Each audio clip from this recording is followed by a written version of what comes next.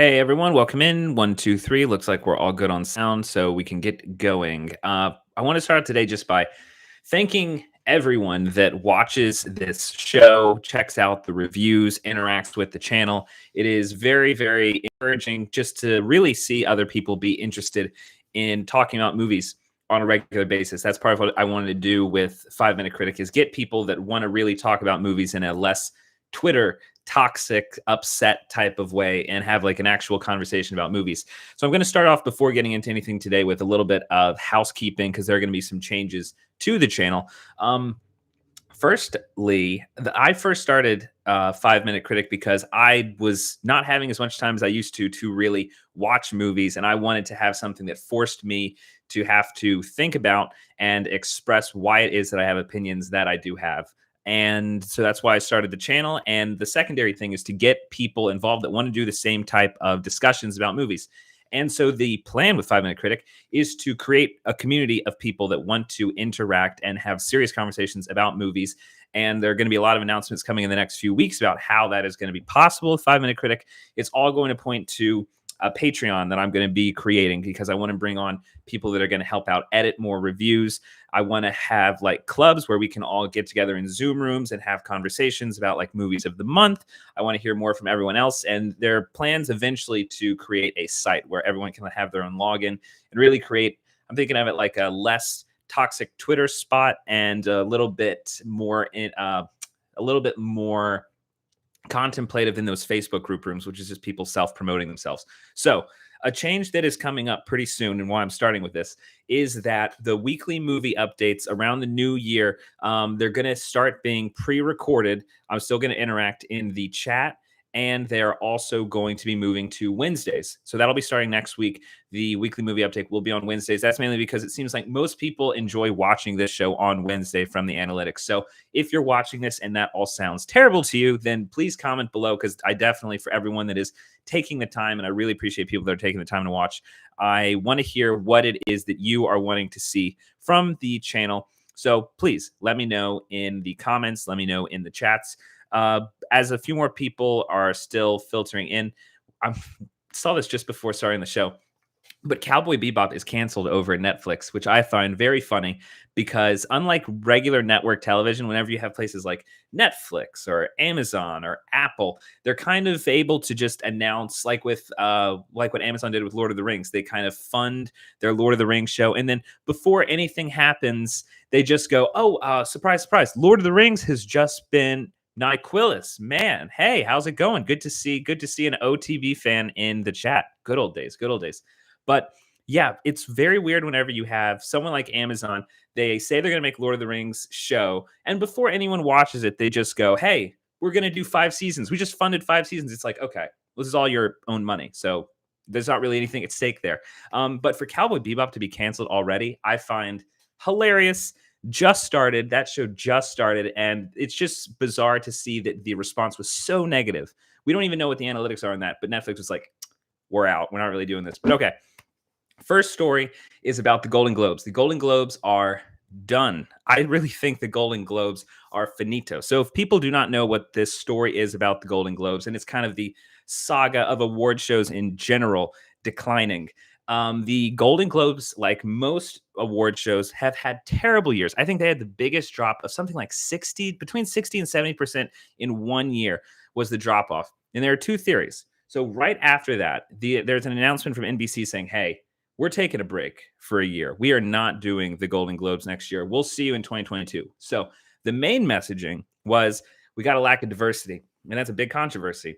So we're going to have to wait until we have better representation, and then we're going to come back. I think the much more likely thing is that NBC is pretty much saying we just spent 60 million bucks on renewing this contract, and no one wants to watch it. And so they're saying, we'll give you 2 years. We're going to see if interest comes back because let's face it, people don't really like watching award shows anymore. And I think that we'll see what happens in this next year. I'm really, really thinking that we're going to get news before January 9th, 2022. There are not going to be any Golden Globes, but we're still getting articles. We are still getting articles that are saying, hey, behind the scenes, we're making things better at the Golden Globes. So what I'm going to read you, but please bear with me for like 30, 45 seconds here. I'm going to read you what they are saying they are doing to make the Golden Globes better. Now, first of all, what I'm going to say, I think that the reason people don't like the Golden Globes is that the Golden Globes are boring. The Golden Globes, like most award shows, are freaking boring. So, what I was hoping when reading this was they must say something in here about how we're going to make the Golden Globes one of the more exciting award shows, because we need to get people back in this. If we're going to get people back in this thing, we got to make it a little entertaining. So, again, give me about 45 seconds because this is thick. When you look at the deeply ingrained ways that prevent a sense of equal value of human lives, of equal opportunity within our industries and elsewhere, of the pathways to organizational leadership and representation, I don't believe as a country we've taken enough proactive measures to create different environments. He said, this is the person leading up the changes over at the Golden Globes. So what's needed now is more proactivity, more deliberateness that says we're not just going to acknowledge that more opportunity is a good thing, we're actually going to act in a way that aligns with that. Now, what I think when reading that is that they said absolutely nothing. That literally didn't mean anything at all. I think that this is not a problem with controversy. I think it's great if there's going to be more equality throughout the organization. I think the problem is quality, though. This award show is boring as hell, and we are getting these drips of information about what they're changing, and they're changing nothing to make anything more exciting. It feels like the problem is that we need heart surgery here, but we're getting diagnostics that show that we're going to do brain surgery. It's not working at all. I think this is going to be a very big story. I'm going to be following it here whenever the award shows, which are about to start happening, because last year was terrible for everything. And I do really think that eventually we're going to lose the award shows. I don't think they're long for this world at all. But we'll see what happens. And hey, subscribe to 5-Minute Critic because I will keep you up with all of the news about all of these terrible, terrible award shows. I hope they turn around, but I wouldn't put my money on it. So next, Alec Baldwin. And look, there are a few people that have commented on the weekly updates that are like, hey, why do we keep talking about Alec Baldwin? Why does Alec Baldwin keep coming up? And I'm just going to say, I think that this is it's an interesting way to see how the entertainment industry is interacting with the real world, because a lot of people have a lot of interest in this story. And it's something that, like, it gets the most ratings on the channel. It gets the most interaction. And I just find it pretty fascinating the way that whenever rubber really hits the road in a big issue, Hollywood responds. So the update that would happen with Alec Baldwin, as you guys know from last week, ABC had the interview with Alec Baldwin. I think that thing went terribly for him. Even a bunch of legal analysis after the Alec Baldwin interview, they were saying, look, the first rule, if there's anything where you are being under investigation, shut the hell up. And Alec Baldwin is very little shutting the hell up. He is talking constantly when he's not promoting his podcast on Instagram or posting about, that was so terrible. He posted last week saying, it was a letter from the crew saying, while many people left the set over safety concerns, those of us that are signing this letter had none of those concerns, and we feel that it was a safe place. And Alec Baldwin kind of put it up on Instagram saying, thank you all very much. It was pretty much like, thank you all very much for acknowledging that we were running a safe and well-oiled operation. It was kind of like, didn't someone die? Like, what? I feel like you can't actually use that argument if someone ended up dying. But anyway, Alec Baldwin went on ABC, pretty much said the investigation needs to hone in on, and then he listed everything that the investigation has to be doing. And then the district attorney said, right after the interview, about actually around Monday, she said that you are trying our patience and you are a huge distraction to this investigation. And right now, where I sit on this is Alec Baldwin and co. are very, very scared about the possibilities of huge repercussions. And I think that they're actually making it worse for themselves by constantly going down this road of having to talk all the time. It seems very dangerous. But I'll keep you updated. I'm kind of hoping that we have no Alec Baldwin movie news next week because, yeah, he just needs to kind of shut up. But let's move on. Again, award show news is coming up, and we're starting off. I think one of the first huge pieces of information is the American Film Institute top 10 of the year. So I'm going to go through them, and then I'll go back and kind of say what the take is on them, the stuff that I really think is going to be worth your time, the stuff that I think you should actually be excited about, because around this time, you do need to separate the wheat from the chaff. So top to bottom, number 10 starts with West Side Story, then The Tragedy of Macbeth, Tick, Tick, Boom, The Power of the Dog, Nightmare Alley, Licorice Pizza, King Richard, Dune, Don't Look Up, and then Coda. So real quick, just to kind of give a take on each of those top to bottom again. West Side Story seems like classic Spielberg. I do think that you should definitely be invested in that only because Spielberg makes great fare for the big screen. So you need to go see it there. The Tragedy of Macbeth, huge hype for this one. I would say really grown up, old style storytelling from Joel Cohen, who is on his own. Ethan Cohen is not involved with this. So if you're a Coen Brothers fan, that's the reason to be very excited about this. Then Tick, Tick, Boom.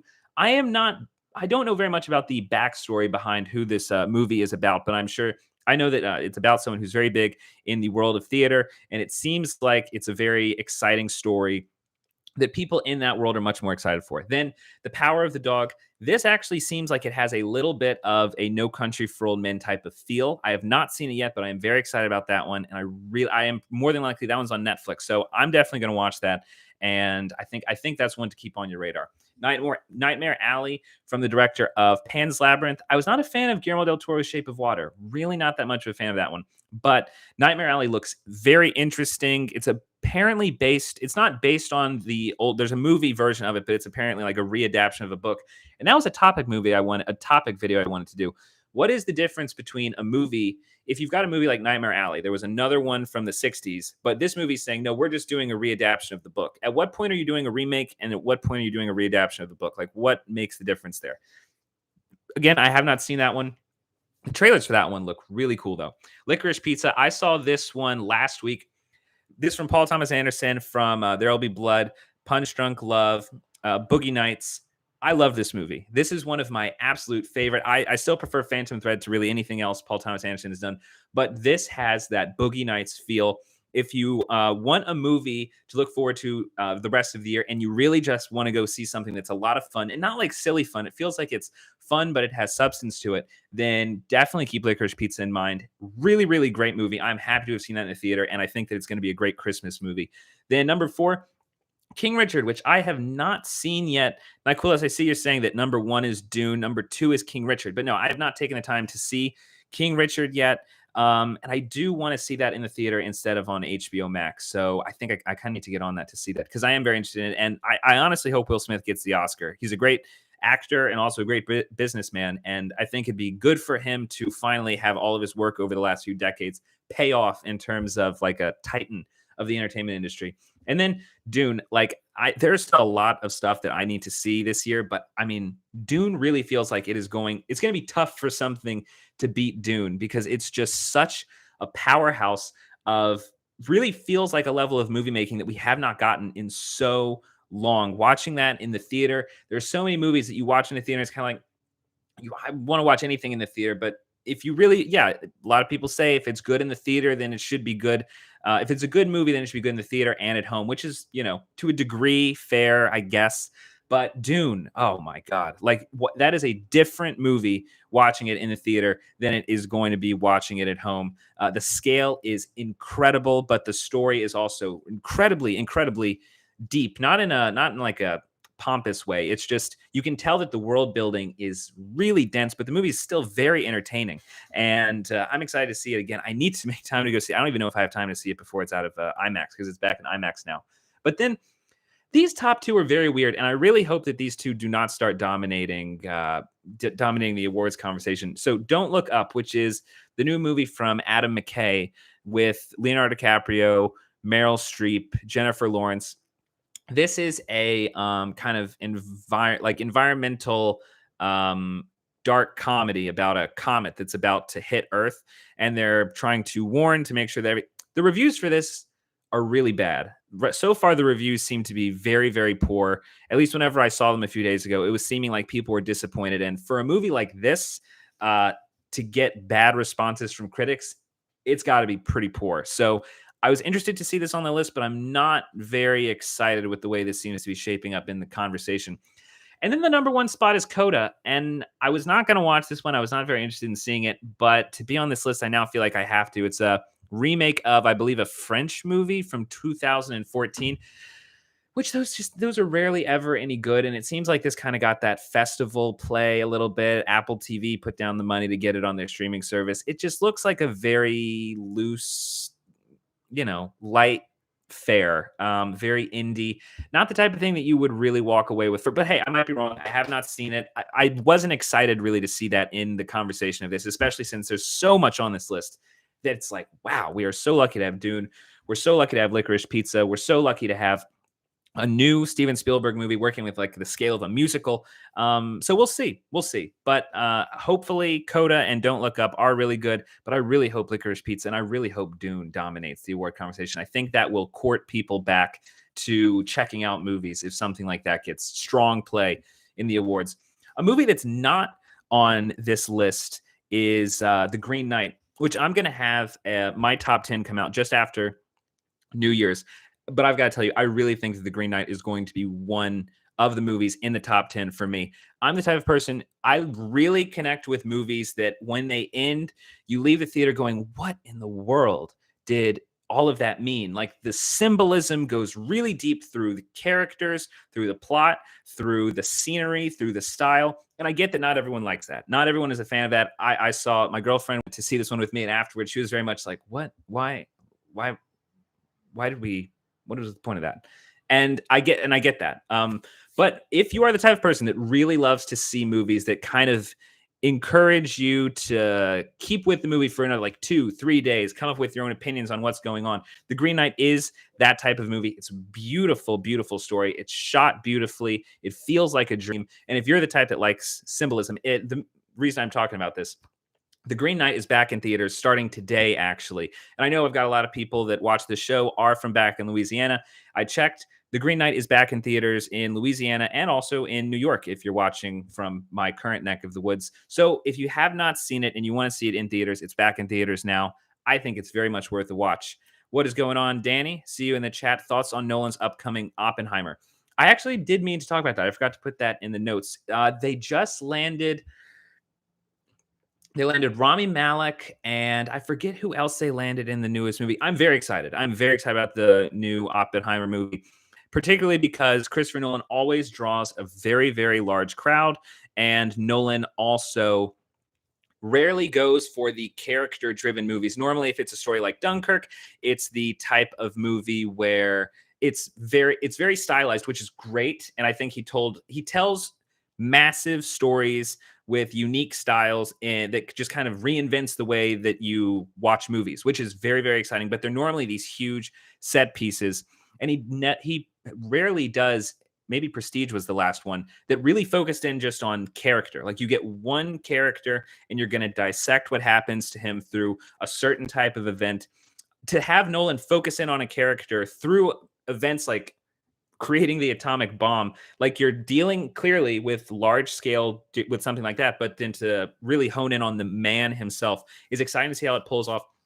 There was a Wall Street Journal article that really pissed me off. It was kind of like the problems that Nolan faces in success because no one likes watching these types of movies. And I really hope that Nolan proves that wrong because I think people really do want to see those types of movies. They just don't get them. Like, it's not fair to say people don't like watching these types of movies when they literally aren't around anymore. Right. Benny Safdie, who is great in Licorice Pizza. He's got one of the best scenes in that movie. And Florence Pugh. The casting sounds awesome. I don't remember if Emily Blunt did sign on, but I know who else had signed on. Was it Matt Damon and Robert Downey Jr.? I think that's everyone that signed on. So far, the cast is seeming absolutely incredible. Oh, and Cillian Murphy. Cillian Murphy is on as well. I don't have all the notes in front of me for that one. But pretty much, if Nolan is able to get a character-focused movie done on a huge budget and bring in a huge audience, and I think that's going to be a huge plus in general for the film industry, for audiences, and prove to studios that they can actually make big character-based fare, and that it's going to do very well. I think it'd be better if we have more movies like that. And James Pond, you just continually, I don't even know how to keep up with these names or what the actual names are referencing, but you do you, man. Also, with Universal is actually another fun part about the Oppenheimer movie is that Nolan, and I know I've talked about this a few times on here, Nolan was with Warner Brothers for the entirety of his career. And after 20 years, because really of the HBO Max and Tenet debacle, he had left Warner Brothers saying pretty much, screw you guys. You pretty much suck the way that you're dealing with everyone. Goes to Universal. Universal Universal is giving him a $200 million budget. He is guaranteed, I believe it's 25% of all of the box office ticket money. And Universal has said they are not going to release any other movie 3 weeks before or 3 weeks after this in theaters, which I think is just absolutely insane. But hey, great deal for Nolan. I guess whenever you get, it's funny to see Universal really being like, hey, we'll be in a relationship with you. We'll give you whatever you need. I love that. I love that type of, big studio type of drama. Nyquilus, Cillian Murphy, Thomas Shelby needs more work. Is that, I do not know if that is a, what is that show on Netflix? Pinky Blinders. I don't know if that's a Pinky Blinders reference. I have not seen that, but that's on the list. So I don't know if I am misreferencing what you're saying there, but I need to watch that show. Also with Universal, they said recently that they're moving to a model where movies come out in theaters and then 45 days later they come out on their streaming service on Peacock, which I just started using Peacock to watch soccer. And I always was down on Peacock, but they have a pretty good app for soccer. So I think I'm going to have to take back any criticisms I had. Oh, Pinky Blinders. Okay, I will. I've heard it's good. I kind of want to do, what's the Yellowstone, but I don't know if I should do Pinky Blinders before Yellowstone. I really don't know. But I actually really like the idea of Universal saying 45 days in theater and then on streaming. There was always kind of like a fog in terms of when do things, back when it was like DVD, when do things come out on DVD? How long is this going to be in theaters? And I think if people are going to get an understanding of, okay, you've got 45 days. It's going to be in the theaters for 45 days. You have actually be when it's out of the theaters, you've got 45 days. You're not going to see it. And then it's going to be on the streaming service. I think that actually kind of hypes up the idea of going to movies a little bit more, which I think we really, really need. And yeah, Danny, you're right. The Succession season finale is going to be insane. The episode last week was just, that's a great show. I was a little bit worried about Succession in the third episode, but man, they've come back so strong. That is just a phenomenal show. Not so much a movie news thing, but happened 2 weeks ago. I was not a big fan of it. I've been very disappointed with how South Park has been going. They put out their new episode. They're doing it kind of like an episodic TV movie type thing. I just do not know what's happening with that show. I really wish that a lot of shows would just kind of stop doing so much current event stuff and just really make up your own stories. Again, I know it's not movie news, but the South Park thing I have felt has been very, very frustrating. Nyquilus, that's an awesome model. That way people like me who don't go to theaters know when to get our movies at home. That's the thing. I think that the best model is for everyone to clearly know when they're going to be able to see what, because it is very, not really frustrating. It makes it a lot more fun to be able to care about something because you're actually able to stick with a time frame.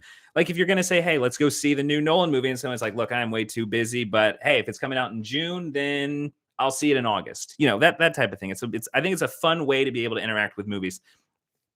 You thought the COVID special was funny. I thought some of it was funny. The songs that the doorbell did were funny. There were like small things that I thought was funny, but overall, I wasn't for it. I was not really for it that much. I don't know.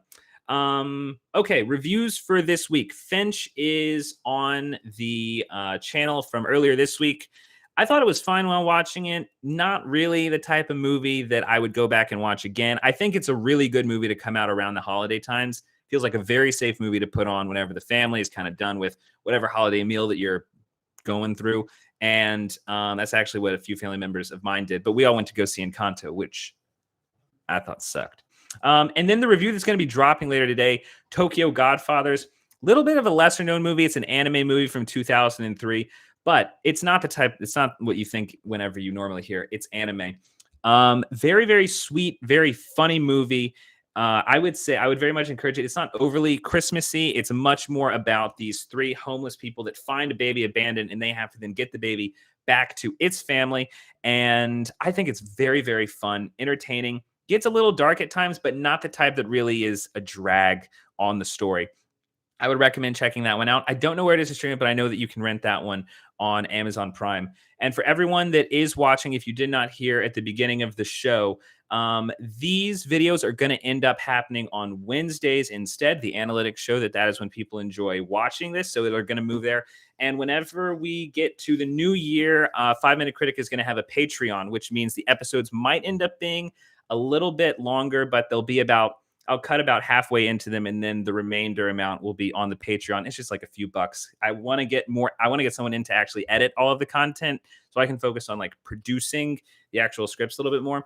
And for that, you need a little bit of moolah. So we'll be moving more content than we're doing now onto Patreon around the new year. But pretty much the YouTube channel is going to stay with the level of content that it gets right now. So I would say from now on, Wednesdays, 3 Central Time, 4 p.m. Eastern Time is whenever these streams are going to be happening. In the chat, I recommend Drive My Car in 9 Days. I have not seen 9 Days, but I've heard that it is incredible. And I actually saw Drive My Car last night. If you are into watching foreign movies, it is a 3 hour. I actually was going thinking it was going to be like 2 hours, and then I like walk in and just check IMDb, and it was like 3 hours. So I had to made an executive decision, stayed last night, watched it over at Film Forum. That is a fantastic movie. If you're okay with a slow watch, if you're okay with something that is foreign, and if you're okay with something that's 3 hours, it's amazing how it feels nothing at all like 3 hours, not even close. It feels almost like a little bit of a magic trick because I think it was about the first time I checked my watch, it was about 2 hours and 15 minutes in, and I was shocked that much time had gone. There's not really a genre for it. There's comedy in it. There's drama. There's a little bit of horror every now and then, but it's really, really, yeah, absolutely 3 of the best hours of my life. I was blown away that honestly, after seeing it, that it did not win the top prize at Cannes. Worth a watch, but I would say don't just go into it. Really plan out to have the time to watch it. It's not going to work if you do it in different steps. But hey, if that's not your thing, then I totally get that. I almost said I'm not doing this, but I'm happy that I stayed. Mike Quillis, any recommendations for medieval period movies? I've watched all the well-known ones. Looking for something off the beaten path. That's actually pretty funny. I was texting T-Bow about that last night because we were talking about The Green Knight. Obviously not like a Lord of the Rings thing. One that I really enjoyed that is, I think, German is called Hard to Be a God. And again, that one is foreign, but it's about okay, I'm going to describe it and it's not going to sound the exact way that I'm saying it, but a space traveler, none of it is in space, and he lands on a new planet, but it's pretty much Earth. It looks exactly like Earth. It's humans. But it's pretty much if medieval times had continued. He's landed on another Earth where the medieval times have pretty much continued. And I do not think that I have seen a movie that creates medieval times in the way that that movie has. It makes it look the level of disgusting, the level of disease, the amount of detail in that movie, Hard to Be a God, is really astounding. I was shocked by it. It does have a little bit of a sci-fi storyline, but nowhere near in the way you think. Watch the movie like through and through. It's just like a medieval movie, just with a sci-fi little twist at the very beginning of it. Worth it. I forget if that one was very long or not, but also The Black Death with Sean Bean was pretty good whenever it came to that. That one I thought was pretty fun. But actually, if anyone else knows or watches that, do comment with some recommendations because I was looking for some. That's a genre that I have not watched very much at all, just because I was never really into that. But The Green Knight got me into wanting to watch more movies like that because it's a weird time. It's a weird time, like in terms of history, not really that long ago, but still, like we almost have a connection that's cut from it. So it feels like a fantasy land. Well, that's going to be it for today. Thank you, everyone that's been watching. Thank you for everyone that comments. And The Last Duel. Yeah, I haven't watched The Last Duel yet. And as Ridley Scott said, the people that didn't see it were millennials that are too obsessed with their phones. So that's me. So I'll see you guys Wednesday, 4 p.m. Eastern time. And as always, thank you very much. And be sure to subscribe for future updates on reviews and movie news.